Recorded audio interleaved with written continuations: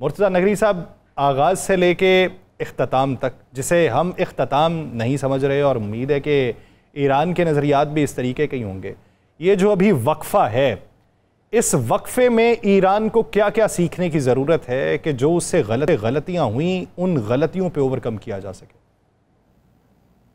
देखिए, मैं एक चीज़ पहले यहाँ पे अपने सुनने वाले मोहतरम नाज़रीन की खिदमत में पेश कर दूँ। पाकिस्तान में बहुत सारे लोग जो तज्जिया कर रहे हैं उसमें एक छोटा सा लैप्स है जिसको बयान करना बहुत ज़रूरी है जी। ये जो अटैक किया गया, लोग समझते हैं कि ये सिर्फ रजीम चेंज के लिए किया गया था, जबकि ऐसा बिल्कुल भी नहीं है। रजीम चेंज एक जुज़ था। असल में अटैक किया गया था ईरान को चंद टुकड़ों में बांटने के लिए, रजीम चेंज के साथ साथ चंद टुकड़ों में बांटने के लिए। जो बात यहाँ असल समझने की है वो ये है कि ईरान के अंदर 4 किस्म की कौमें आबाद हैं। एक कुर्द कौम है, आपने देखा होगा, जो उसका कुछ हिस्सा इराक के अंदर भी है, कुछ हिस्सा उसका सीरिया के अंदर भी है, कुछ हिस्सा उसका दीगर ममालिक के अंदर भी, कुछ हिस्सा ईरान में है। एक कुर्द कौम है। एक बड़ी कौम जो है वो तुर्क कौम है, जो तुर्की जबान बोलती है, उसका कुछ हिस्सा अजरबैजान से की तरफ है और कुछ तुर्की की तरफ है। एक बलोच कौम है और एक फारस कौम है।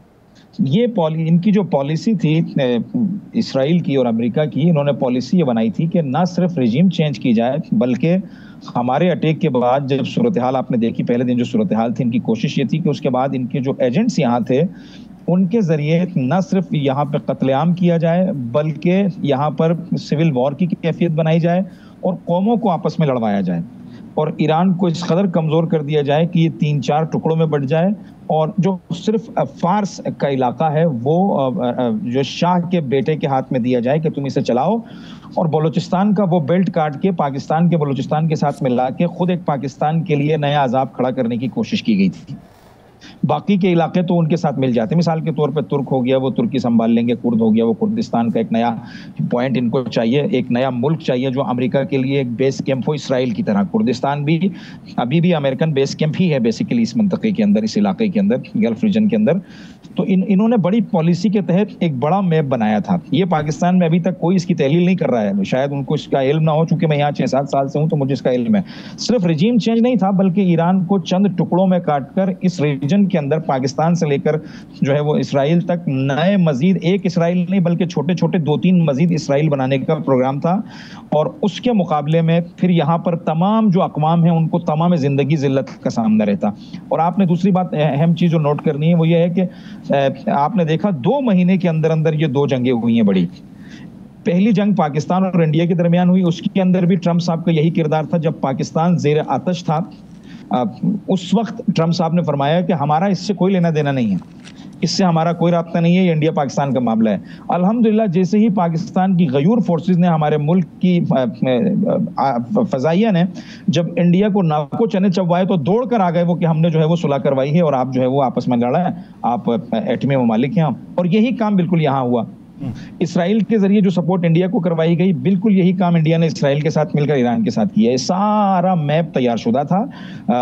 ईरान के जो शाह थे जिनको बाहर निकाला गया था, उनके बेटे को चोगा भी पहना दिया गया था कि उनको लेकर आया जाएगा ईरान के अंदर, और ये सारी सूरत हाल। लेकिन ये बुरी तरह नाकाम हुए। देखें, एक नक्शा इंसान बनाता है और एक नक्शा परवरदिगार बनाता है। मकर मकर अल्लाह वल्लाहु खैरुल माकिरीन, परवरदिगार सबसे बेहतरीन तदबीर करने वाला है। 10 घंटे के अंदर अंदर जो इन्होंने सोचा था उसमें से कुछ भी हासिल नहीं हुआ। देखिए ना, अभी जीता कौन है, हारा कौन है।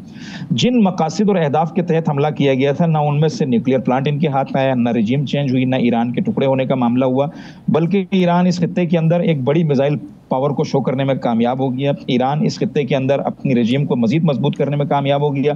तमाम मुस्लिम उम्मा को इकट्ठा करने में ईरान कामयाब हो गया। अपनी जो कमजोरियां थी, जैसे मुझसे पहले मेरे बुजुर्गवार ने फरमाया, जो उनकी इंटेलिजेंस फेलियर्स थे उनको टैकल करने में ईरान कामयाब होगा। और इस जंग से जो नुकसानात हुए हैं या जो चीजें उनके डिफेंसिव पोजीशन में जो कमी थी, उन सब को ईरान इवेल्युएट करेगा। अच्छा मुर्तज़ा भाई, मुझे एक बात बताइए, आप समझते हैं कि ये जो जंग बंदी है, ये जो फायर बंदी है, ये मुस्तकिल रहेगी? आपको यकीन है कि नहीं। दूसरा क्या इसमें कोई टर्म एंड कंडीशन तय होंगी? क्या गजा के लोगों को सुकून मिल सकेगा? नहीं। देखिए ना, मैं आपको एक चीज आपकी खिदमत में अर्ज करता हूँ। सुबह 9 बजे के बाद बाबुल इनका एक इलाका है, तेहरान से शुमाल की तरफ 250 किलोमीटर के फासले पर, 225 से 250 किलोमीटर के फासले पर। पहला सीज फायर को तोड़ने का जो काम किया वो इसराइल ने ये किया कि वहां का जो रडार सिस्टम था, जो तेहरान के लिए डिफेंसिव शील्ड है, उसको उड़ाया, उसको टारगेट किया। अच्छा, उसके बाद अभी भी मैं आपके साथ प्रोग्राम से कुछ लम्हे पहले देख रहा था कि मुझे ये खबरें मिल रही थी कि कहीं कहीं किसी इलाके में ड्रोन्स, ईरान का जो एयर डिफेंस सिस्टम है उसने ड्रोन्स गिराए हैं 2-3। और ये अभी मैं जो उनके तमाम दुनिया जिसको फोकस कर रही है और जैसे आप भी इसको बयान कर रहे थे कि आपने देखा इस फलस्तीन के अंदर कई बार, गजा के अंदर सीज फायर का उनसे झूठा वादा किया गया, अपने लोगों को एनजीओ की सूरत में खाने की, फूड की या उनकी जरूरियात जिंदगी की डिलीवरी की सूरत में अंदर भेजा गया, तमाम इलाकों की रेकियां की गई, जासूसियां की गई, उसके बाद हिट करके जो उनकी सेकंड या थर्ड लेयर थी लीडरशिप की उसको भी एलिमिनेट कर दिया गया। और यही काम लेबनान के अंदर किया गया, उनके साथ कई दफा जो है वो सीज फायर हुआ। और अभी भी लेबनान के बॉर्डर का वो हिस्सा जो सीज फायर में शामिल था कि इसराइल ने छोड़ना है, उसे नहीं छोड़ा गया। और अभी भी इसराइल मुसलसल ड्रोन अटैक्स करता है, जाके अपने जेट्स के जरिए वहां बम्बार्टमेंट करता है, सिविलियंस को मारता है, हिजबुल्लाह की जो लीडरशिप है उनको टारगेट करता है। तो आप कैसे यकीन करेंगे ट्रंप की जबान पर कि जो सुबह एक बात करता है शाम को एक बात करता है? झूठ का पलंदा है ना, कोई 50-60 हजार झूठ तो ये यानी अपनी इस ताजा जो ये हुक्मरानी में आया है इस दौरानिये के अंदर ही शायद ये 40-50 हजार झूठ बोल चुका होगा। अगर मैं कमोबेश मुबालगा न करूं तो इतने तो झूठ इसने बोल लिए होंगे। और यही काम ये ईरान के हवाले से भी करेगा। देखिए ना, अभी इन्होंने लॉलीपॉप दिया है कि ये सीज फायर हो गया और नोबेल प्राइज के लिए भी नॉमिनेट कर दिया गया और आप चीन के साथ भी तिजारत कर सकते हैं। ये एक ऐसी हरकत है कि जो ईरान के सादालुह लोगों को अपनी तरफ मुतवज्जह करने के लिए की गई है। और जैसे ही कोई ये लैप्स या गैप देखेंगे, इसराइल के जरिए दोबारा वही काम करवाएंगे जो इन्होंने गजा में किया है, जो ये लबनान में कर रहे हैं। ये दुनिया के अंदर अमेरिका अब चौकीदारी की हैसियत खत्म कर चुका है, काबिल कबूल इसकी कोई बात नहीं है। ये बात पूरी दुनिया जानती है कि सुबह एक स्टांस होता है, शाम को एक। ये वो शख्स है कि जिसे धमकी दो और अमली तौर पर मैदान में वारिद हो जाओ तो ये भागेगा। उसकी जिंदा मिसाल यमन है। यमन के साथ इन्होंने ये सारा मामला किया। यमन ने इनकी जो शिप्स हैं उनके ऊपर 2 से 3 मिसाइल मारे। ये इतनी बुरी तरीके से वहां से इन्होंने फरार किया कि इनका एक F-16 जहाज दरिया में गिर गया और इन्हें हजीमत उठानी पड़ी पूरी दुनिया के अंदर। तो ये इस तरह के लोग हैं।